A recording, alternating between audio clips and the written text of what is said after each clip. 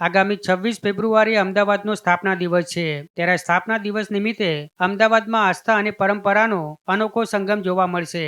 સ્થાપના દિવસ નિમિત્તે નગરદેવી ભદ્રકાળી માતાજીની ભવ્ય નગરયાત્રાનું આયોજન કરવામાં આવ્યું છે. 614 વર્ષ બાદ ગત વર્ષે ફરી શરૂ થયેલી આ પરંપરા આ વર્ષે પણ યથાવત રહેશે. યાત્રા માટે માતાજીની પંચધાતુથી બનેલી વિશેષ પ્રતિમા પણ તૈયાર કરવામાં આવી છે, જેની ચલિત સ્થાપના કરવામાં આવશે. નગરયાત્રા ગોતવાસના રૂટ ઉપરાંત રાયપુર અને ખાડિયા વિસ્તારમાંથી પસાર થશે. શોભાયાત્રા દરમિયાન માતાજીની પ્રતિમા રથમાં બિરાજમાન રહેશે, જેમાં માતાજીની પાદુકાઓ પણ સાથે રહેશે. સાથે જ યાત્રા દરમિયાન શહેરના વિવિધ વિસ્તારોમાં ભવ્ય સ્વાગત કરવામાં આવશે, જેમાં અખાડા, ટેબલો, ભજન મંડળીઓ અને ગજરાજો સહિતના આકર્ષણો યાત્રાનું વિશેષ આકર્ષણ બનશે.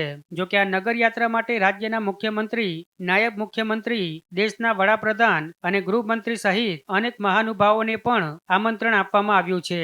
આમ અમદાવાદના સ્થાપના દિવસે યોજાનારી આ નગરયાત્રામાં મોટી સંખ્યામાં માઈ ભક્તો જોડાશે તેવી શક્યતાઓ છે.